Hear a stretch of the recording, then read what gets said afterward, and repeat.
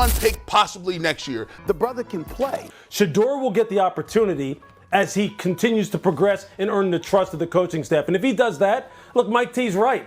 He's the most talented thrower on that roster. As Shedeur Sanders formally leads the Browns quarterback competition, haters are shocked. No one anticipated this. Shedeur has turned the entire depth chart upside down, going from a fifth-round afterthought to a camp star. In just 3 days, how could one youngster dazzle seasoned players, light up the field, and quiet all of the critics? Think that you had people looking to give him a reality check. It's officially the training camp season. Before that, everyone laughed at him loudly. They rolled their eyes when Shedeur Sanders slipped into the 5th round of the NFL draft like it was some kind of cosmic joke.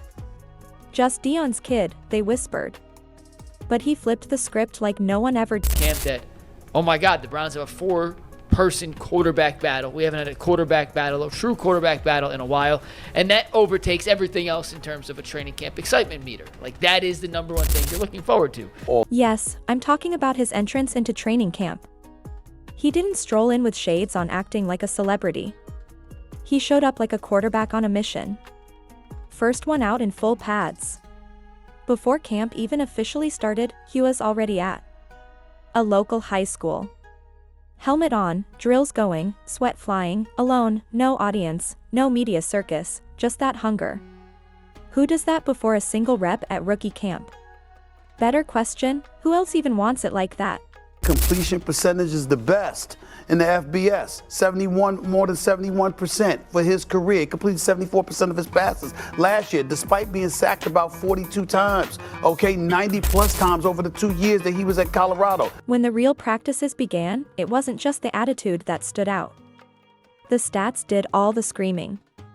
During OTAs and minicamp, Shedeur posted a 77.3% completion rate.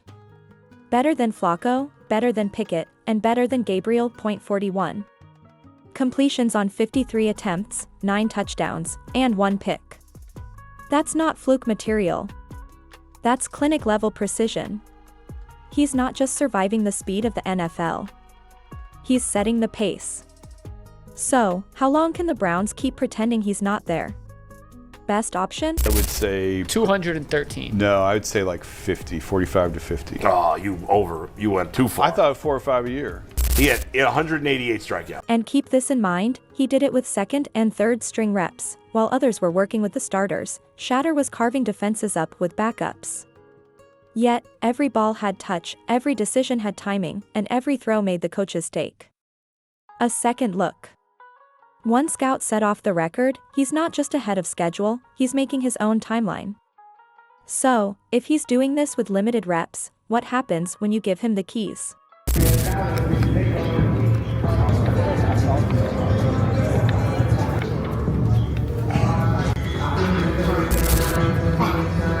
The mechanics is where things become really exciting, so let's go back a little and discuss them.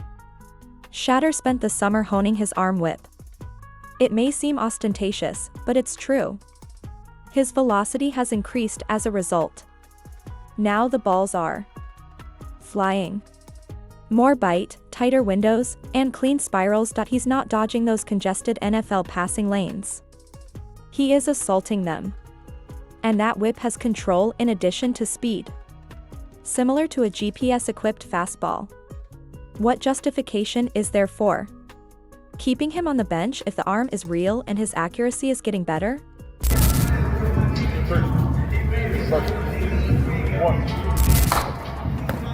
Footwork.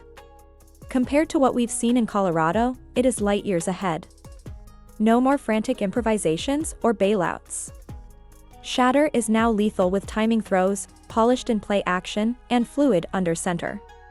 Defenders are being read by him before they blink. One Browns coach put it bluntly. He's digesting more quickly than we anticipated. When a rookie in the 5th round begins producing tape that resembles third-year footage, the front office must reconsider the depth chart. The question now is he too good to keep, or Sanders made a statement just prior to training camp?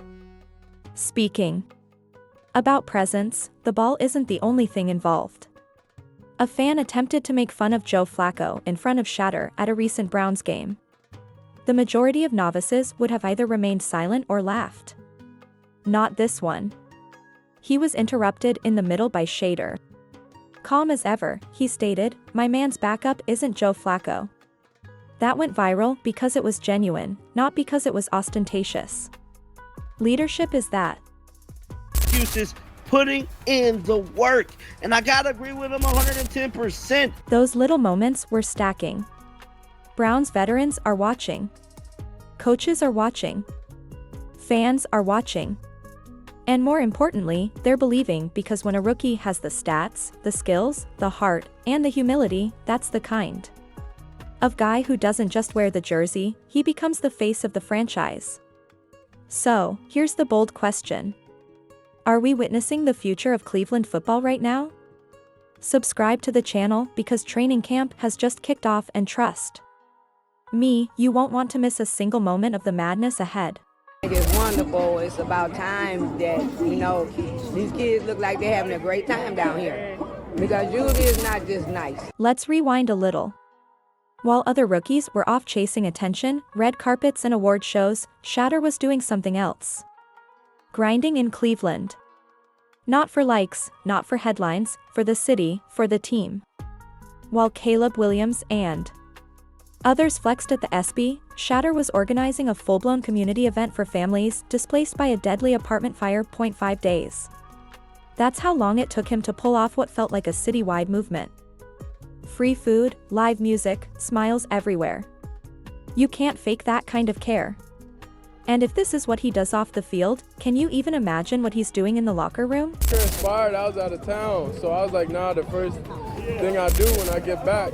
Isn't it amazing how the person whom everyone ignored ultimately made the biggest statement, not with words, but with their heart? This wasn't some staged picture opportunity, so forget the PR hype. Shedeur Sanders arrived and made an appearance. He wasn't merely waving and taking selfies from a safe distance.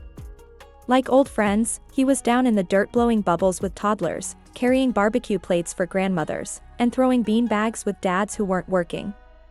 This wasn't charity that was staged for the media, this actually happened.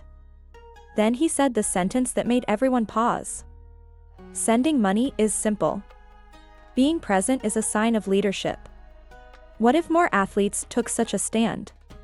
What sort of planet would we now inhabit? Just wanted a day, for everybody to get out here, have some type of enjoyment, excitement, bring just the family atmosphere back. Nearly 1,000 residents showed up that day, not just for the free stuff, but for the feeling, for the respect, for the fact that someone with a national spotlight didn't turn away when things got ugly.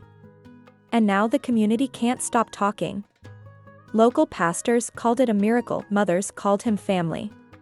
Even the city council acknowledged that Sanders did more for morale than they had in months.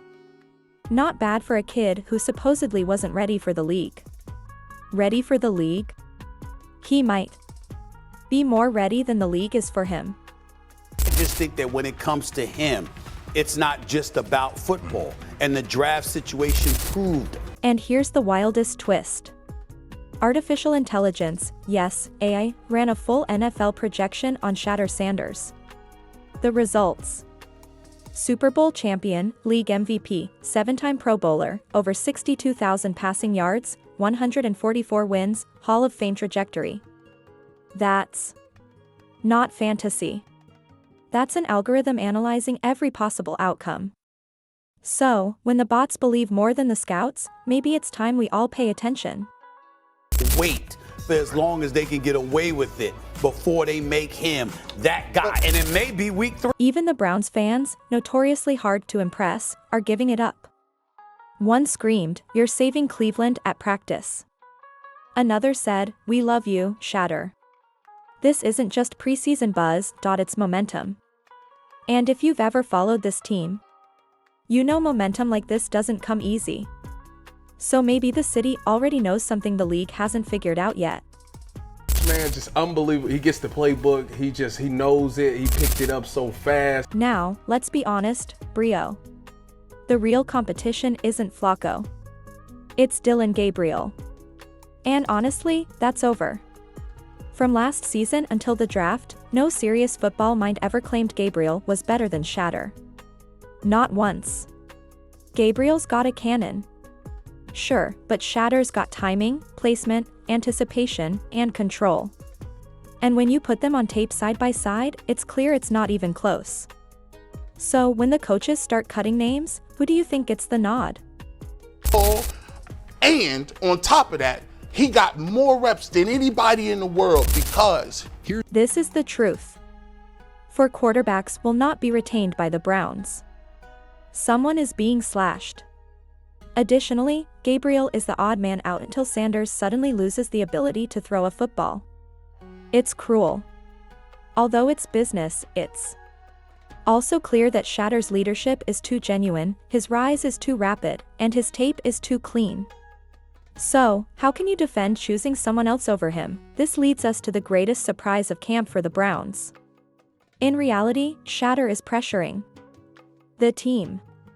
He was selected as a project quarterback 3 at best, possibly even as a practice squad stash, but he is already surpassing all expectations.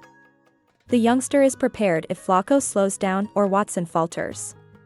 And it was not intended to occur. Will the Browns take the risk of losing the most explosive quarterback prospect they've had in years, or will they make the audacious decision? Please remember to subscribe to our channel for daily updates if you like this video.